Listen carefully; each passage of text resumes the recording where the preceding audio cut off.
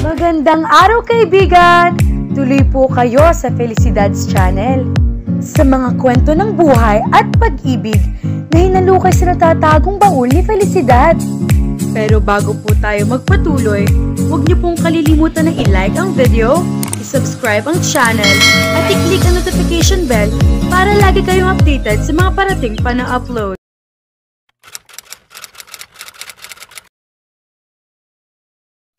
Biglang napauwi ng bansa mula abroad ang dalawang kapatid ni Gray na sina Mark at Mindy dahil sa pagkamatay ng kanilang ama. Panganay nila si Mark, accountant sa isang malaking kumpanya sa Singapore. Lahat sila ay single pero parehong may seryosong karelasyon ang dalawang kapatid niya.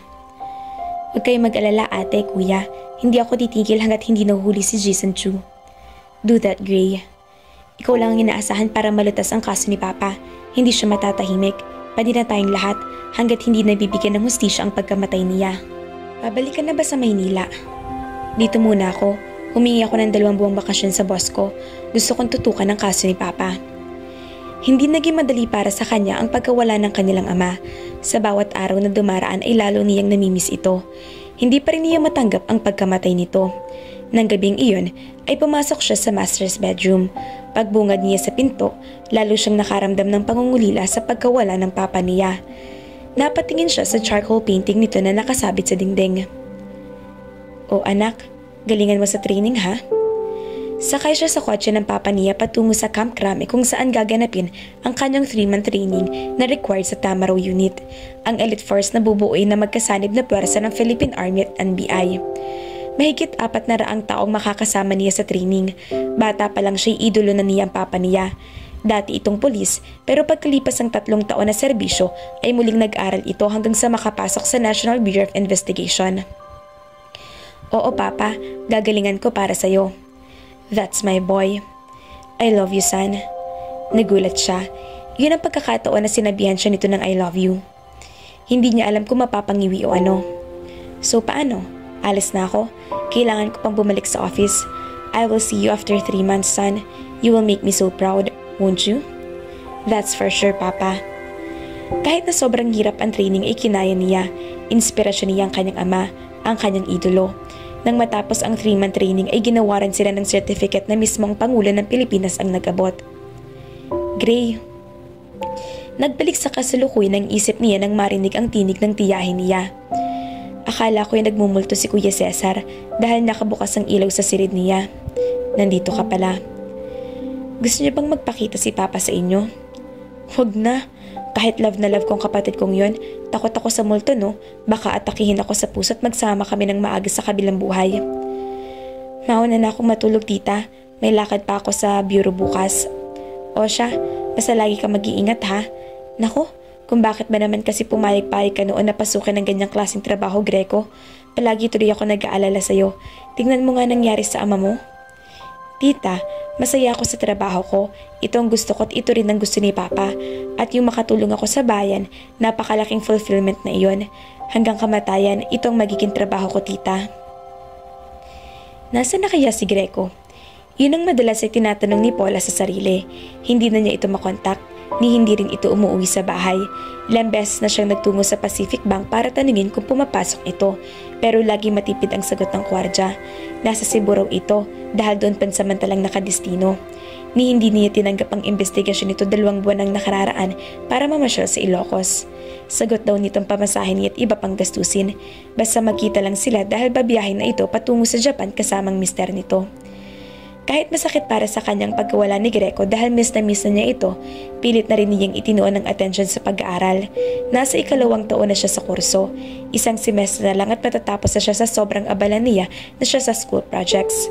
Nagulat na lang siya ng isang hapon habang palabas siya sa lobby ng STI ay nakita niya ang asul na kotseng nakaparado sa parking lot. Kamukha yun ng sasakyan ni Gray.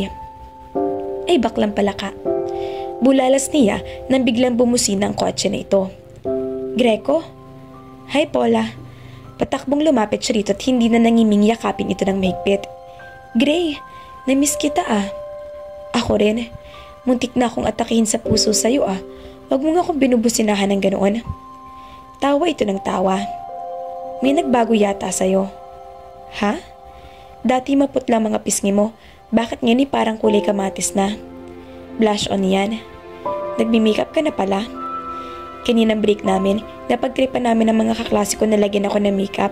Hindi ko na tinanggal. Pangit ba? No, you look good. Pauwi ka na ba? Oo. Bakit ka nga pala napunta rito?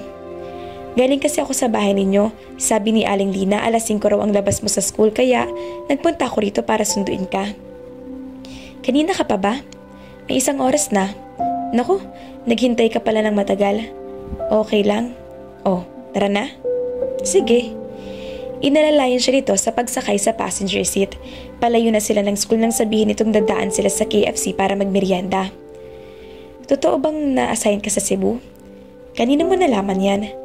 Sa guard sa Pacific Bank? Ah, oo, na-assign ako roon. Kahapon lang ako nakabalik dito sa Manila. Matagal na napatitig siya sa mukha nito. Medyo pumayat ito pero gwapo pa rin. Kamusta ka nga pala? Okay lang, buhay pa ako, diba? Natanggap mo na bang ginawa ni Melay? Yes, the show must go on, ika nga. Tama. Kamusta naman ang pag-aaral mo? Okay lang, maayos ang grades ko. Talaga? Wow, good news yan. Next time, ikaw naman ang pumasyal sa townhouse ko. Alam mo naman na tuwing Sunday wala akong pasok sa trabaho, diba? Sige, dadalaw ako roon sa Sunday. Good. Sasamahan mo ako magsimba sa hapon? Oo ba? Bumalik uli ang sigla niya dahil sa muling pagkikita nila ni Gray. I want my freedom, Patrick. Nakikiusap ang tinig na sabi ng Filipino-Malaysian na si Keisha Zen habang kaharap ang kasintahan ni si Patrick Delen sa maluwang na sala ng kanilang mansyon. But why, honey? Ano bang nagawa kong mali sa'yo? Nothing. It's just that this relationship is not doing so well anymore. Yun ay dahil din sa'yo. Lately, parang tinatabangan ka na sa akin. Wala naman akong alam na nagawa kong kasalanan. I told you, wala nga. Still, gusto ko nang kumalas. Are you sure about that? Plano natin magpakasal next year, di ba? Wala nang kasal magaganap, Patrick. Mas makabubuting magkahiwalay na lang tayo. Well, hindi ko na siguro kailangan maglumuhod sa'yo, Keisha. Kung iyan ang desisyon mo, then I will accept it. Tumayo na ito. I'd better go. I'm sorry, Patrick. It's okay. Sinundan na lang niya ito ng tingin hanggang sa makalabas ito ng pinto. Saka lang siya nakahinga ng maluwag. Ang akala niya may hirapan siyang makipag-break dito, pero hindi yun natapos doon. Kinagabihan ay galit na galit ang kanyang ama na si Pablo Zen. Ano bang ginagawa mo at nakipaghiwalay ka kay Patrick? Nagsabi na pala siya sa'yo, Dad. Yes, he called me up this afternoon para sabihin na wala na kayo, that the wedding is off. I should have done it before, pero ngayon lang ako nagkaroon ng lakas ng loob na gawin yon. Ano bang totoong dahilan at nakipaghiwalay ka sa kanya? I don't love him anymore, Dad. Besides, hindi ko na masikmura ginagawa niya. Are you referring to his business? Ha? Karamihan na sa mga negosyante may yaman ngayon ay may anumal niyang ginagawa kay siya. Remember that. Noon pa'y kilala ko ng kulay ni Patrick Delen. Sa tono niya kanina nang kausapin niya ako, alam kong nasaktan siya. Hindi ka ba natatakot na baka pag-isipan ka niya ng masama dahil sa pakikipagkalas mo sa kanya? Naisip ko rin yan, Dad. Kaya nga gusto kong umalis muna dito sa Zamboanga at lumayo. To start anew. Panahon na siguro na to pa rin ko matagal ko nang nais sa buhay. Yun ang magkaroon ng sariling trabaho. Or my own business, perhaps. At iiwan mo ako rito? Pansamantala lang naman, Dad. I'm already 25. I need to learn to stand on my own. At saan mo naman planong magpunta? Sa Manila. May mga kaibigan naman ako roon na pwede kong hinga ng tulong. Or kay Wenay sa Isabela. Hindi ba lesbiana ang Wena na yan? Baka may gusto siya sa'yo at ma-obsess pagkatapos. Dad, you're nuts. Nakita mo ba siya? Mas maganda siya sa akin at mas sexy ng dihamak. She's just like that. Bakit hindi ka nalang tumira sa bahay ng Tita Crisanta mo sa Cainta? Kapatid ng kanyang yumaong ina si Tita Crisanta, bunsong kapatid ng matandang dalaga. Mas gusto ko mapag-isa, Daddy. Alam niyo naman si Tita Santa, super sa pagiging KJ. Baka kapag ginabilang ako ng uwi mahiblad na siya. Dadalaw-dalawin ko na lang siya sa Cainta kapag may time ako. Napahinuhod na niya ang kanyang ama sa puntong iyon. Well, if that's your decision, hindi kita kayang suwayin sa kagustuhan mo dahil sa bandang huli ay alam ko na ako pa rin ang matatalo. Thanks, Dad. I love you, you know that. I love you too, baby. 2 days later ay bumiyahe na siya patungo sa Maynila. Nang mga sandaling iyon, isang importanteng meeting ang naganap sa conference room ng office ng Tama Raw Unit. Guys, I'm sure na lahat kayo aware na sa napakaraming foreign terrorists sa Southern Philippines na malayang naglalabas-masok sa bansa nang hindi napapansin. Iyon dahil ay maraming foreign terrorists na gumagamit ng backdoor approach para i-penetrate ang mga unchecked areas sa Mindanao. Nagkakaroon sila ng advantage na mag-operate sa region nang hindi na monitor. Nakakapagplano sila ng terror attacks nila deliberately. There are reports stating that Gemma Ismale militants are increasing in number in Southern Mindanao. This has been observed sa kabila ng installation ng Project Coast Watch South or CWS. Sa isang earlier report, may ilang Malaysian terrorists na nagko-collaborate sa Abu Sayyaf sa Zamboanga. That's according to Singaporean security personnel. Sabi ng intelligence team ng armed forces ay na-identify nila ang 4 na mga Malaysian terrorist. Si Bart ay pinaniwalaan na active hanggang sa kasalukuyan. The JA operatives are said to be leading the operations in Basilan and Zamboanga. Intelligence reports state that he was found with Abu Sayyaf members in Western Mindanao.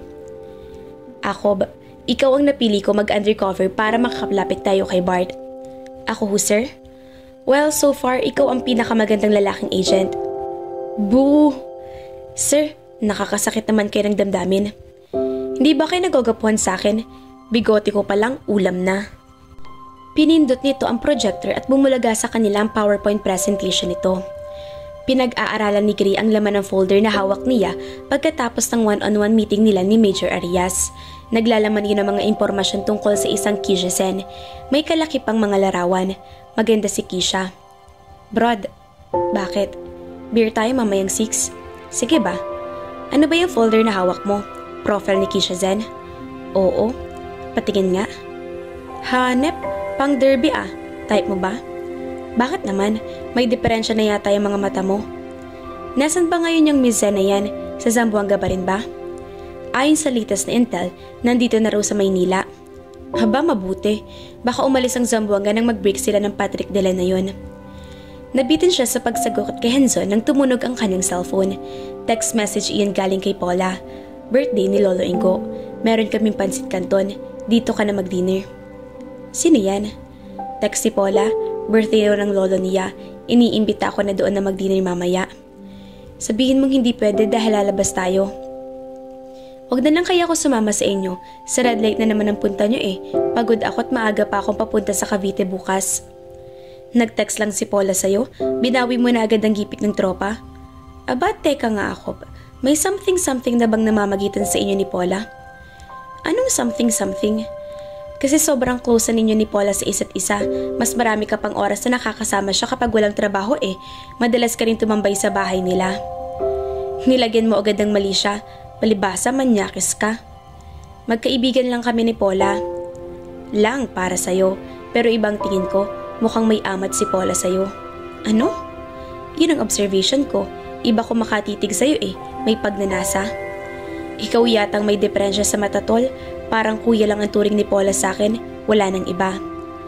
So, talagang hindi ka sasama sa amin mamaya? Pas muna ako. Ikaw ang bahala. Nang makalis ito ay nagkaroon siya ng pagkakataon na isipin uli ang sinabi nito tungkol kay Paula. May gusto raw si Paula sa kanya. Posible kaya yun? Naglaro sa imahinasyon niyang mukha nito. Maganda ito, hindi nga lang mapapansin agad. Pero habang natititikan ng matagal ay paganda ito ng paganda. Simple itong pumorma pero kung makapag-ayos ito at magpaganda, baka dumagsa ang mga manliligaw nito. Maswerteng sino mang lalaki na maibigan ni Paula. Mabait, maalalahanin at malaga ito at... Erase. Bakit ba kung ano-anong pinag-iisip mo? That's Paula you're thinking about, for goodness sake. Isang buwan na sa Metro Manila si Kisha.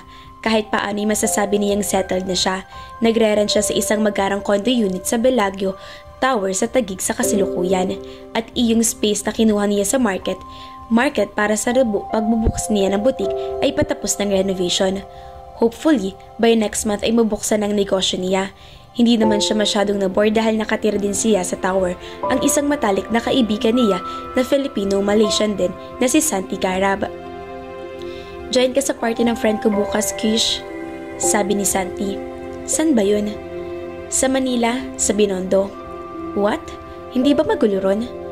Hindi naman, mansyon ang bahay ng friend ko ron, no? Classmate ko sa Lasal, Filipino-Chinese businessman ang father niya. Ah, okay. Susunduin mo ako bukas dito? I'll try. Bakit ba kasi hindi ka pa kumuha ng sarili mong kotse? Next month siguro. Nice. Ite-text kita bukas. Kapag hindi ka nasundo, 7 PM kasi ako matatapos sa work, ay mag-taxi ka na lang papuntang Binondo. Ibibigay ko na lang sa iyo yung address sa sketch kung paano pumunta ron. Baka kasi maabutan ako ng traffic kung mula sa Cubao, uuwi pa ako rito sa Taguig para sunduin ka. O sige na nga, magta-taxi na lang ako. Kinabukasan nga ng gabi ay nagpahatid siya sa taxi patungo sa Binondo. Naiinip na si Grace sa loob ng taxi na inarkila niya para gamitin sa gabing iyon. Pasado 12:00 na ng hating gabi at base sa malakas na sound ng stereo sa loob ng bahay na binabantayan niya, in full swing pa rin ang party. Mabuti na lang at may baon siyang 2 canned soft drinks at isang family-size pizza. Nang biglang bumuhos ang malakas na ulan ay napangiti siya. Okay to, mukhang malaki ang tsansa kung makalapit kay Miss Zen. Sana lang ay walang maghatid sa kanya ni Ducoche. Tiyak napapalpak ang lakad kong ito. Manong, sa Sampaloc? Sorry miss, hindi ako bumabiyahe. Itapon mo na nga yung taxi mo. Pagtatry nito pero lumayo naman agad. Ilang bisita pa mula sa loob ng bahay ang lumabas. Maya-maya lang ay natanaw na niya ang pakay na babae, si Keisha Sen. Manong, sa Taguig po. Sure ma'am. Sakay na po, sumakay ito sa passenger seat.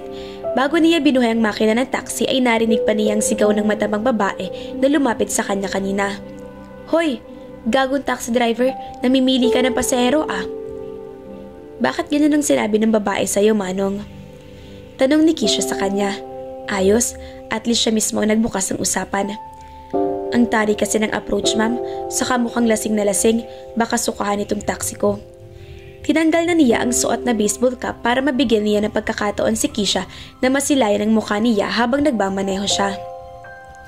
Saan po ba kayo sa Taguig, ma'am? Sa Bellagio Tower. Kayo na lang ho ang bahalang magturo ng direction.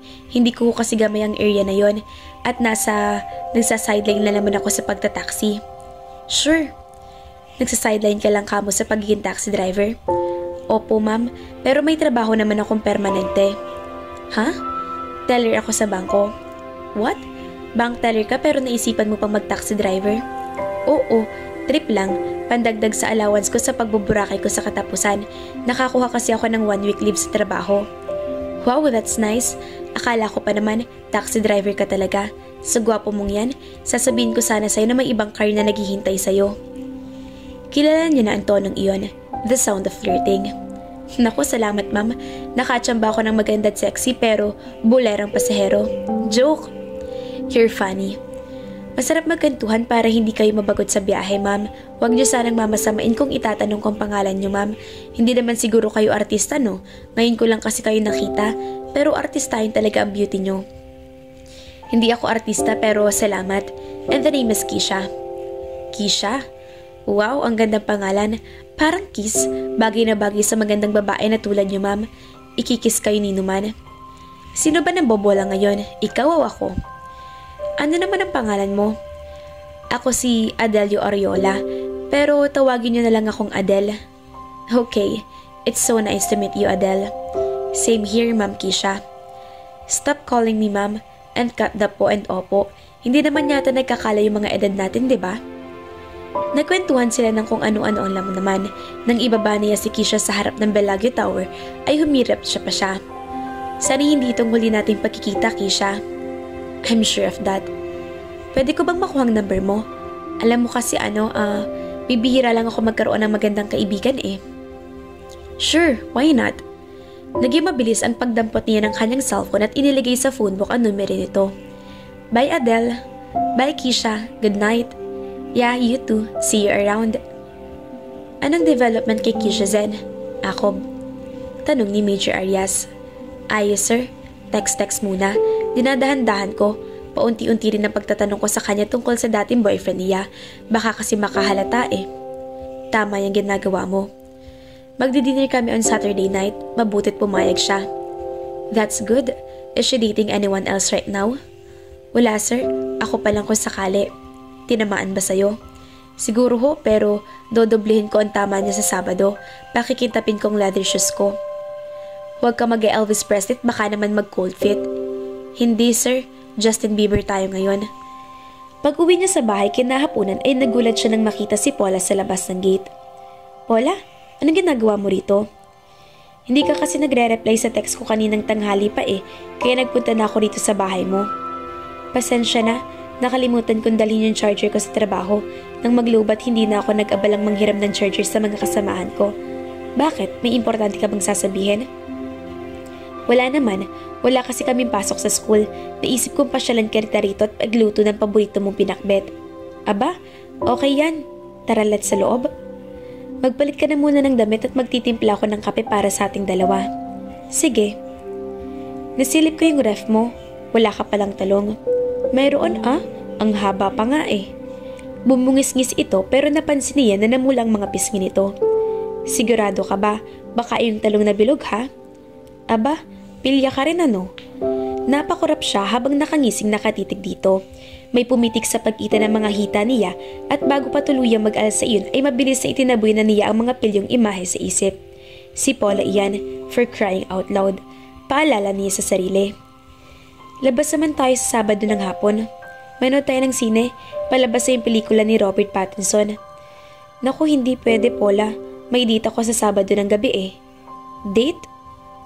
Oo. Biglang lumungkot ang mukha nito. Di mo nabanggit sa akin na may bago ka na palang girlfriend.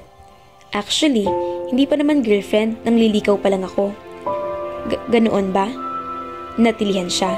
Bakit ganun ang reaksyon nito? Na para bang masyado itong nasaktan sa nalaman. Tama kayang hinala ni Hanson na may pagtingin si Paula sa kanya? Imposible. Siguro nasanay lang talaga ang dalaga na lagi silang magkasama, lalo na mag-asawa na si Melay. Siguro medyo na-spoil niya ito. Palibhasa, wala siya nakababatang kapatid. Nais ni siguro ito dahil baka mawala na siya ng oras dito kapag nagka-girlfriend uli siya. Pagkatapos silang magkape, niyaya niya ito sa palengke. Bili tayo kahit prutas man lang, kaunti na lang ang laman ng ref ko Sige. Pagkatapos mag-dinner, inihatid na ni Gracie Paula sa bahay. Salamat sa pinakbet, Paula. Nabusog ako ng todo. Salamat din. Nang makalis ang kotse nito'y hindi muna siya pumasok sa loob ng gate. Parang paslit na bigla siyang sumalampak ng upo sa semento at tumalungko lang doon. Ellie, kumusta na Paula? Ellie, na-miss kita ng sobra. Ang tagal nating hindi nagkita Oo nga ilang taon din akong namalagi sa Bicol at hindi nakauwi rito sa Maynila. Kailan ka dumating? Kaninang madaling araw lang. Ganoon ba? Halika sa loob. Magkatabing umupo sila sa baitang ng hagdan. Naku, nariyan ka pala Ellie. Bati rito ng nanay niya na sumilip sa loob. Opo, Aling Lina. Kumusta na po? Okay lang Ellie, balita ko. Namatay raw yung tsuhin mo sa Bicol nung nakaraang buwan. Opo, inatake sa puso. Naku, condolence Ellie. Salamat ho. Nalaman lang namin kamakalwa mula sa nanay mo na namatay nga yung tito mo. Pasensya ka na't hindi ka namin nadamayan. Masyadong malayong Sorsogon Okay lang yun, Paula. Bigla nang nangyari. Nasa bukid siya katanghali ang tapat ng atakihin sa puso. Nagkataong naroroon ako at naitakbo pa namin sa ospital. Pero wala pang isang oras ay binawian din siya sa buhay. Matandang binata yun, di ba? Oo. Kawawa naman. Sino nang makakasama mo sa pagsasaka ngayon? Nagdesisyon sina tatay at nanay na ibenta na lang yung lupa ni tito. Iyong mapagbebentahan ay ibinalang kako namin ng segunda manong jeep para may magamit ako na pampasada. Natuto ako magmaneho sa Bicol dahil madalas akong pinagmamaneho ni tito kapag nagpapakiskis kami ng palay. Mabuti pa nga, may prospective buyer na ba kayo? Oo, interesado yung kaibigan ni tito sa lupa. Bukas ay luluwas siya sa Maynila para pag-usapan ng tungkol doon. Kumusta na nga palang pag-aaral mo? Okay naman, medyo mahirap dahil sa dami ng projects pero okay lang. Pag may awa ang Diyos, magmamarcha na ako sa March. Ano na kayang balita tungkol kay Melay? Nung isang buwan pa kasi kami huling nagkausap. Overseas yun dahil nasa Japan na pala siya. Hindi na siya tumatawag sa akin. Nagtampo siguro nung hindi ako pumayag na dalawin siya sa Ilocos. Ganoon ba? Kumusta naman si Gray? Okay naman, kagagaling ko lang sa bahay niya kanina. Kayo na ba? Hindi May idinedite naman siya ngayon. Warak na naman ang puso mo niyan. Biro nito. Suntok sa buwan siguro na magkagusto siya sa akin. Bakit naman hindi? Maganda ka naman Mag-ayos ka nga lang ng konti. Mas maganda ka pa kay Melay eh. Sinasabi mo lang yan dahil akong kaharap mo. Bakit kasi hindi man lang ako mapansin ni Gray? Dapat na yata ako magpakuha kay nanay ng panggayuma sa kaibigan niya sa Quiapo. Nababaliw ka na, Amapola. Nagulat si Keisha na mapagbuksan niya ng pinto ng kanyang condo unit si Adele ng gabing iyon.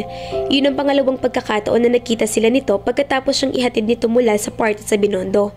Kung noon ay nagagapuhan na siya rito, lalo pang lumitaw ang kakisigan nito sa suot nitong dilaw na polo shirt at Levi's jeans. Good evening, Keisha. Good evening. Pasok at magkape muna tayo bago umalis.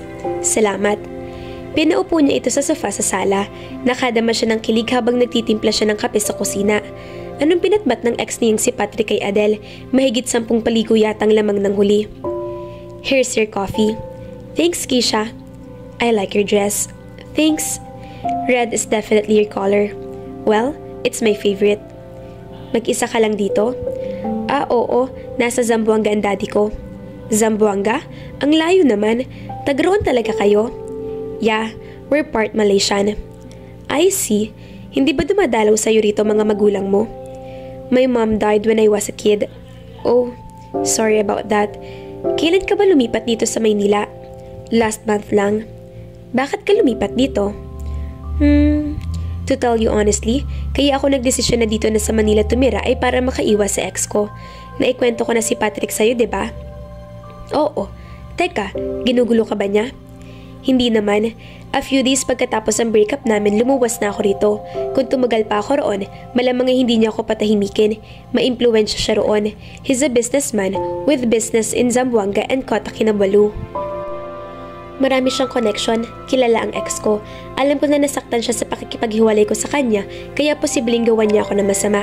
At kaya niyang impluwensyahan si daddy, so I decided to leave muna. I see. Pagkatapos silang magkape ay nagiya na siyang lumabas na dinala niya si Adele sa Blackbird Seafood Island sa market. Doon niya natuklasan na gentleman ito. Nakaka-inlove ang perfume na gamit nito. Swabe sa kanyang pangamoy.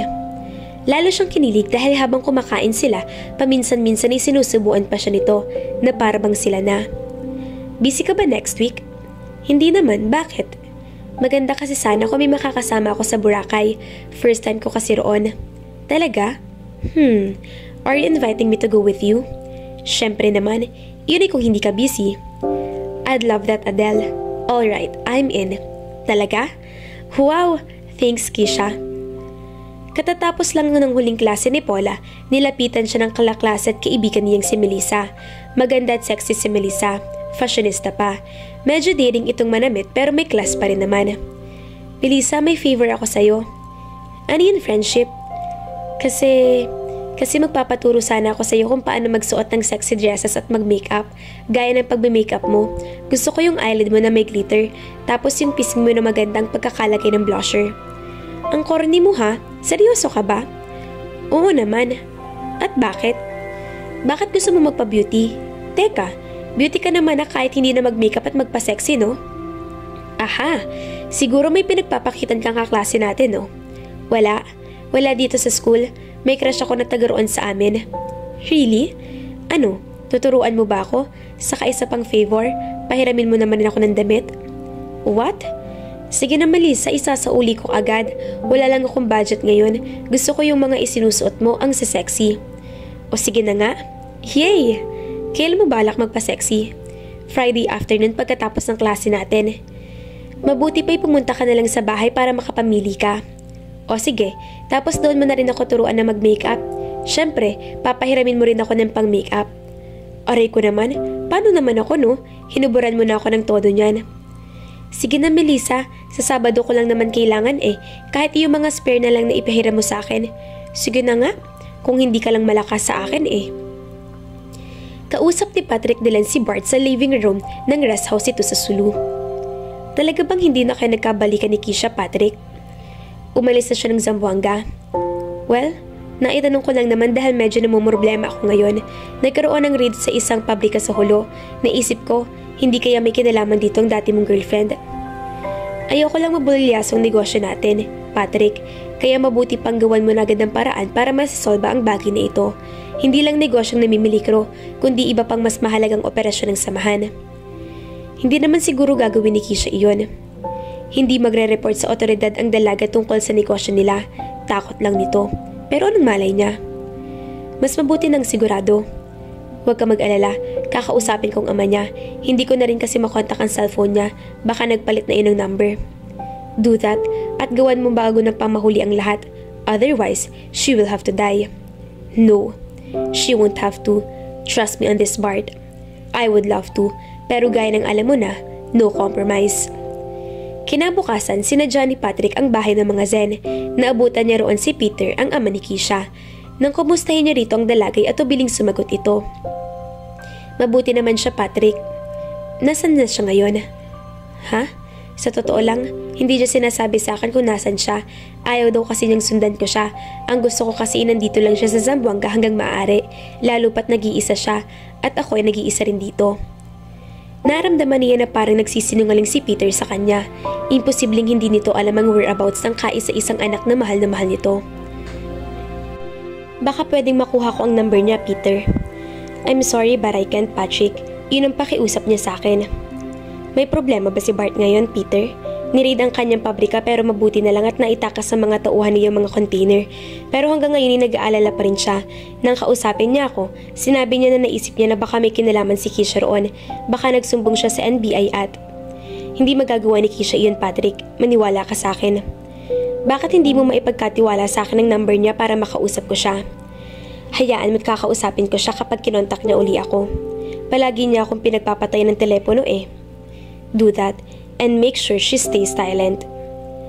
6:30 ng umaga, kagigising lang ni Gray. Mamayang 1:00 ng hapon pa naman ang flight nila ni Keisha patungo sa Boracay, kaya pwede na rin kahit 8:00 ay umalis mamaya para sunduin ang dalaga sa condo unit nito sa Taguig. Nagtimpla siya ng kape at isinabay ang pagpiprito ng sausage at itlog. Pagkatapos na siyang mag-almusal nang marinig ang pagkatok sa pinto ng bahay niya. Kumunot ang noo niya. Sino bibisita sa kanya ng ganoon kaaga? Imposible namang si Henson dahil alam nito ngayong umagang alis niya pa Boracay. Pagbukas niya ng pinto, napipilin siya nang makita si Paula na alumpit na pagkakatayo roon. O si Paula nga bang kaharap niya? Baka nakakamukha lang ni Paula na lalikaw at ibang bahay ang kinatok. Mabilis na pinasadahan niya ito ng tingin mula ulo hanggang paa. Si Paula nga. Ngayon lang niya ito nakitang posturang-postura at medyo diring pang damit nito. Miniskirt at haltered blouse. Medyo nakatagilid pa ito sa kanya kaya nasilip niya ng bahaging nakalitaw ang bandang likod nito. Naka-makeup at medyo kulot ang dati tuwid na buhok. Paula? Hi Gray. Ikaw nga talaga? Anong nakain mo? Ha? May date ka? Nagpaganda ka ng husto ha?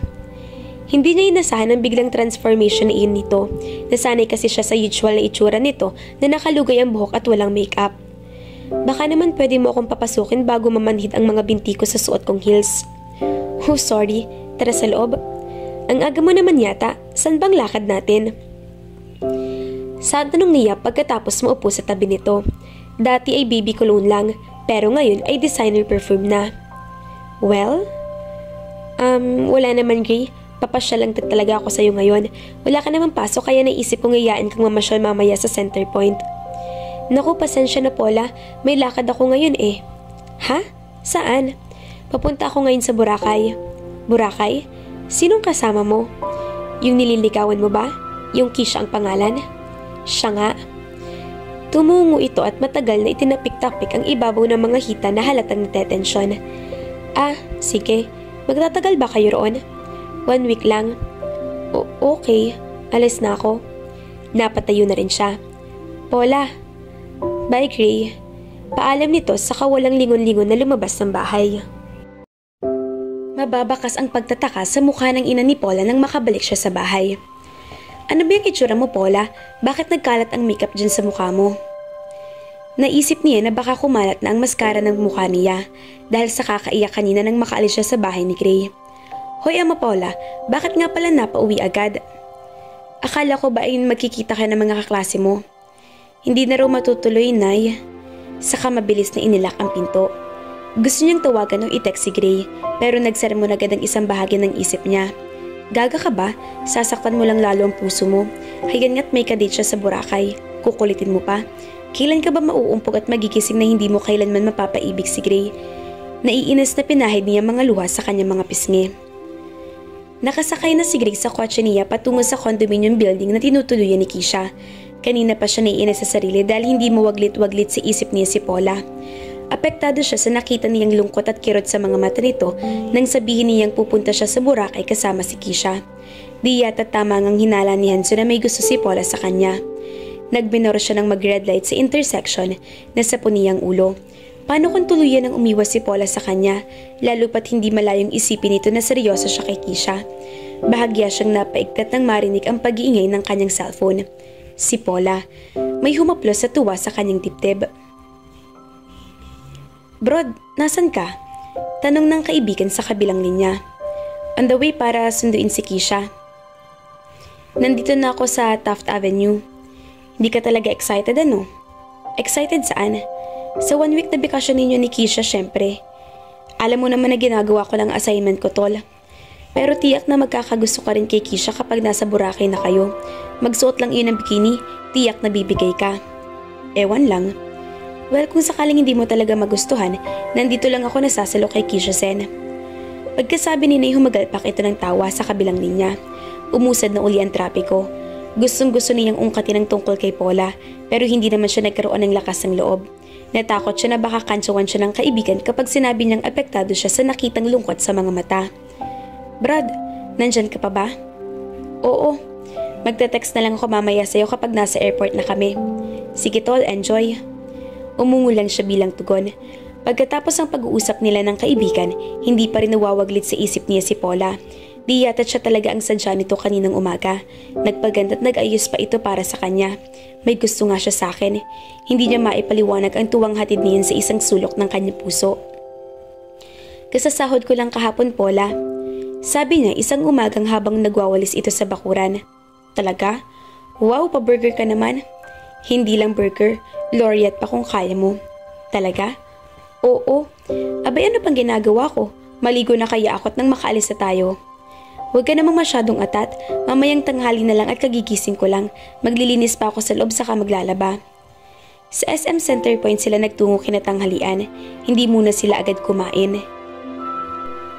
Naglilibot muna sila sa mall. "Paula, pumili ka na rin ng tsinelas." "Ha? Treat ko." Nagmamadali nga nagtungo ang babae sa ladies section para mamili ng tsinelas. "Okay na ba itong napili ko, Gray?" "Masyado namang manipis ang swelas. Yun na lang makapal para tumangkad ka kahit konti." "Puro kapintasan ko na lang ang napupuna mo." "Joke lang, ikaw naman. Tampo naman agad eh." "Hoy, biro lang yun." "Ito naman hindi na mabiro." Pinisil niya ang baba nito at tila lumiwanag ang paligid nang biglang ngumiti ito at binilatan siya, saka bumingis-ngis ang tuluyan.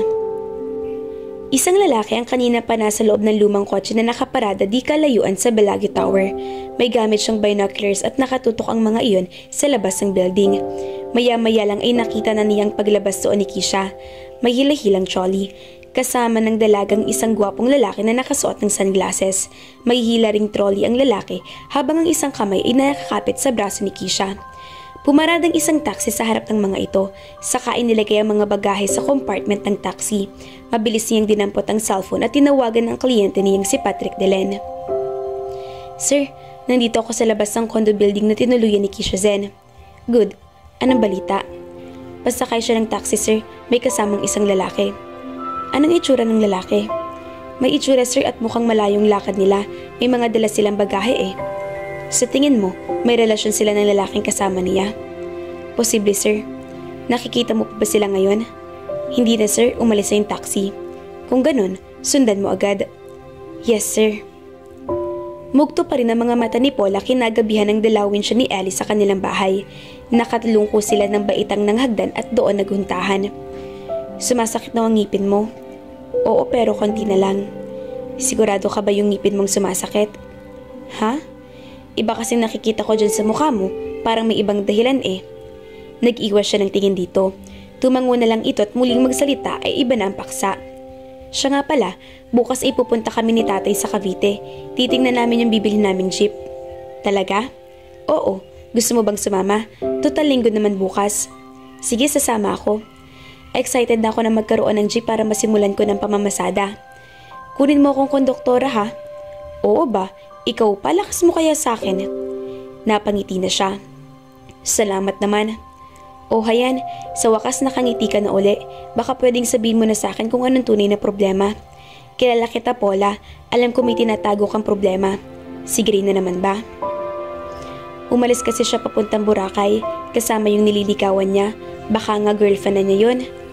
Hindi naman na bago yan sa'yo, diba? May nagiging girlfriend siya tapos sasaktan ka. Anong bago? Ilang taon mo na yata pinagdanasaan si Gray. 17 ka pa lang nung una ka magkagusto sa kanya. Bagong lipat pa lang siya noon dyan sa baba ng bahay niyo. Nagkakaroon ng iba-ibang babae at ang kaibigan nating si Melay. Pero hindi pa rin mamatay-matay ang pagiging sintang pururot mo kay Gray. Hindi ako kagapuhan at walang may pagmamalas sa kayo. Kaya imposible magkagusto ka sa akin kahit ipagsiksikan ko pang sarili ko sa'yo. Ellie, hindi naman sa ganun. Okay lang, Paula, naiintindihan ko naman. Gusto ko lang laging ipaalala sa'yo na nandito ako lagi para maging sandalan mo kapag may problema ka. Di mo kailangan maglihim sa akin. Ako na lang ang natitira mong kaibigan mula nang iwan tayo ni Melay, di ba? Napatango siya. Nagbabanta na namang tumulo ang mga luha niya pero pinigil niyang sarili. Magpapaalam na ako. Pasado 9:00 na pala. Susunduin na lang kita bukas ng 7:00 ng umaga. Okay ba yon? Sige. 4 na araw na sina Gray at Kisha sa La Carmela de Boracay Resort Hotel. Magkatabi ang guest room na inookupa nila. Kahit anong pilit ni Gray na mag-enjoy ay hindi niya magawa. At kahit gaano pa kaseksing dalaga sa papilit-pilit na skimpy bikini nito, kapag naliligo sila sa dagat ay hindi pa rin niya magawang iwaglit sa isip niya si Paula. Nababaliw na yata siya. Naririnig niyang pagkatok sa labas ang tinutuluyan niyang silid. Napatingin siya sa wall clock. Pasado 7:00 na pala. Nasa labas na si Kisha na nakasuot ng off-the-shoulder summer dress at nakangiti ng buong tamis sa kanya. Pero agad na napalis ang ngiti nito nang makitang hindi pa siya nakabihis. I'm ready for dinner, Adele. Oh, sorry. Can you give me a few minutes to get dressed? Hindi mo ba ako papapasukin? Pwede naman ako maghintay sa loob eh. Nakakahiya naman yata sa'yo. Oh, come on, Adele. May hiyaan pa ba tayo? Naumid ang dila niya at bago pa niya maibuka ang bibig ay umabante na ito palapit sa kanya. You know I like you. No, I think I've already fallen in love with you. Kisha? Kumapit ito sa batok niya at inilapit ang mga labi sa kanya. Maya-maya lang ay naramdaman na niliyang bahagyang umangat ang isang tuhod nito para ikiskis sa gitna ng kanyang mga hita. Lalaki lang siya para hindi maapektuhan sa ginawa nito. Napaungol siya at kinuymus ito ng halik, saka itinulak pa sarang pinto. Lalong naglambitin ang babae sa leeg niya at mas naging agresibo ang paghalik nito sa kanya. Parang tukso naman biglang naglaro sa imahinasyon niya ang mukha ni Paula at ang lungkot sa mga mata nito nang iwan siya sa bahay. Bigla siyang natauhan, saka mabilis na kinalas ang mga kamay ni Kisha na nakakapit sa kanyang batok at saka naglagay ng distansya sa pagitan nila. Don't you like me, Adele? I like you, Kisha.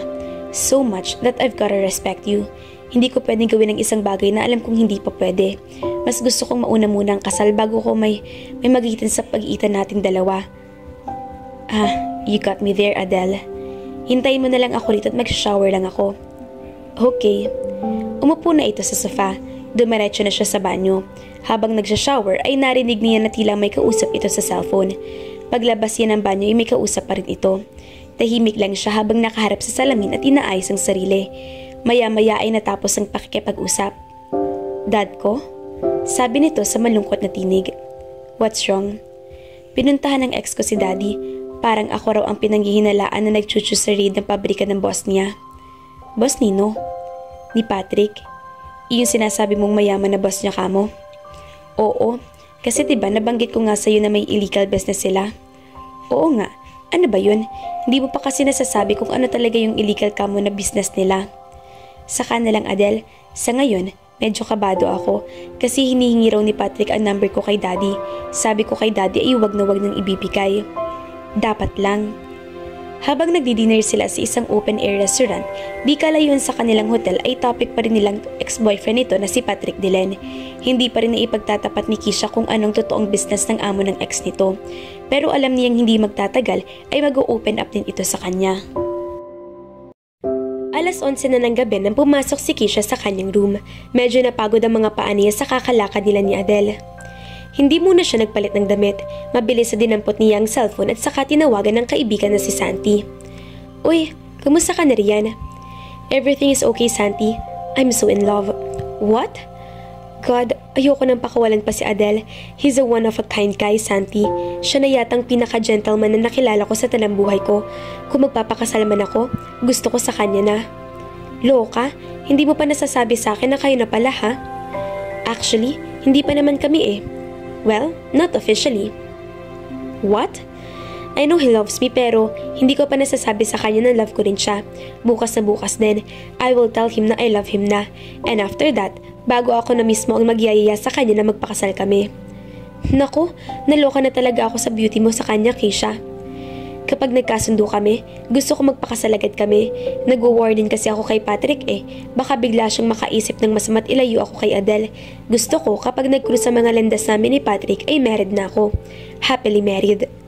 Sigurado ka na ba? Eh halos wala pang isang buwan kayo nagkakakilala ni Adele ah. I'm 100% sure about my feelings, Amika. Ngayon lang ako na in love ng todo. Imagine, sa halik pa lang niya natutunaw na ang lamang loob ko. I'll bet he's really good in bed too. Luka-luka. Hating gabi na pero dilat na dilat pa rin ang mga mata ni Paula. May kaunting liwanag sa silid niya dahil nakabukas ang bintana sa tapat ng kanyang kama at ang liwanag na nagmumula sa street post ay umaabot sa bintanang iyon.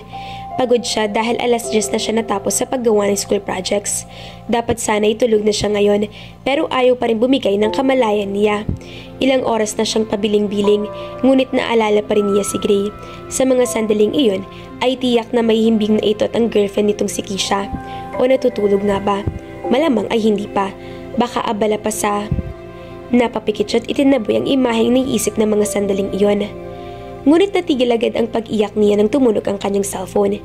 Pagdampot niya ay nagulat siya nang makita ang pangalan ni Gray sa caller ID. Hello? Hi Paula. Napatawag ka. Nagbaka sakali lang akong tawagan ka. Baka kakugising ka pa. Naistorbo ba kita? Hindi naman. Bakit gising ka pa? Ha? Katatapos ko lang kasing gumawa ng project. Ganun ba? Malapit ng finals nyo, di ba? Next week, tapos bakasyon na. Gagraduate ka na, no? Oo, that's nice. At natahimik na uli ito. Nakatulog na yata. Nandyan ka pa? Yeah. Baka nakakaisorbo na ako rin dyan sa kasama mo, ha? Ha? Baka ako natutulog na yung girlfriend mo at naiistorbong pagtulog niya sa pag-uusap natin. Natahimik na naman sa kabilang linya.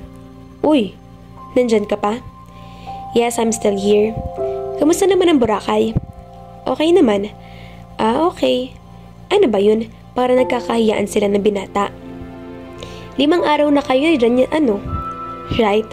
Kailan kayo babalik dito sa Maynila? Sa Makalawa? Okay. Hindi ka pala makakaabot sa birthday ko. Ha? Birthday mo nga pala bukas, no? May pasok ka ba? Oo, 7:00 pasok ko bukas. Ganun ba? Siya, matulog ka na. Tatawagan na lang uli kita bukas para makiparty sa birthday mo. Sige. Good night, Paula. Night. Binuksan agad ni Gray ang laptop pagkatapos sila mag-usap ni Paula sa cellphone. Gusto niyang i-check kung may available flight bukas pabalik sa Maynila para maparibok ang ticket nila ni Keisha. Pero natigilan siya at naudlot ang paglalagin sa website ng airline. Tiyak kasi na mauusisa si Keisha kung bakit biglaan silang babalik sa Maynila. Bumuntong hininga siya at muling isinara ang laptop. Humiga siya sa kama at tumitig sa kisame. Gusto niyang makasama si Paula sa espesyal na araw nito. Bagay iyon na hindi niya maunawaan. Anong nangyayari sa kanya? Nagkakagusto na ba siya kay Paula? Iyon bang dahilan kung bakit gabi-gabi ito na lang ang naiisip niya mula nang dumating sila ni Keisha sa Boracay? Sir, napatawag ka ng ganito kaaga. Sorry kung naistorbo kita ako. Listen, may info ang TU on Peter Zen. Peter Zen? Iyan ba yung ama ni Keisha? Tama ka. Anong tungkol sa kanya, sir? Si Zen ay kapatid pala ni Wache. Magkapatid sila sa ama. Yun ang nakalap ko mula sa Interpol kagabi lang. Hindi magawa ni Paula na maging masaya sa birthday niya. Hindi nangyaring inaasahan niyang pagtawag ni Gray sa kanya. Halos maghapon pa naman niyang hawak ang cellphone at inabot pa ng gabi pero wala talaga. Si Ellie ang kaisa-isang bisita niya. Hindi ito nakapagpikil na magsermon sa kanya habang nakaupo sila sa baitang ng hagdan. Iumpog na kaya kita para matauhan ka, Ama Paula. Hindi ka tinawagan ni Gray. Ibig sabihin na hindi ka importante sa buhay niya. Bakit nga naman siya mag-aabala samantalang kasama niyang girlfriend niya? Maawa ka naman sa sarili mo, Paula. Nag-aaksaya ka ng oras at emosyon sa isang lalaking wala namang pagtingin ni katiting sa'yo. Tama ka, Ellie. Siguro nga'y panahon na talaga para kalimutan ko siya ng tuluyan. Iyan naman ang gusto kong marinig talaga sa'yo eh. Bago pa siya makapagsalitang muli ay ginulantang na sila ng malakas at natatarantang tinig ng kanyang ina mula sa kusina. Nay, bakit? Ang tita Annette mo, nadisgrasya raw. Ho? Katatawag lang ni Henny, kahit nahirapan ako ay naintindihan ko rin ang sinabi niya. Anong sabi? Beth, coming in hospital, she accidenting in car. Nay, sana tinawag mo ko para akong kumausap kay Uncle Henny. May isip ko pa yun, namanhid na agad ng katawan ko pagkasabi niya ng salitang accident. Diyos ko, kawawa naman ang tita Annette mo, Ama Paula. Nay, pahinging panload ng pakausap ko uli si Uncle Henny. Sasabihin ko sa kanya na tumawag uli sa atin. Dali, Nay. Sinamahan siya ni Ellie para magpaload sa sari-sari store. She was on her way home when a car hit her, Paula. The doctor says she needs an operation because one of her legs was totally damaged, and I worry that she might never be able to walk again. Diyos ko. Tapos na ang finals ni Paula at 2 araw na lang at graduation na nila. Pero kahit abala siya sa school ay hindi pa rin siya makapag-relax dahil sa pagkaka-aksidente ng tita Annette niya. Iniisip niya palagi ang kalagayan nito. Kung sana'y nasa Pilipinas lang ito at maalagaan niya ito ng nanay niya.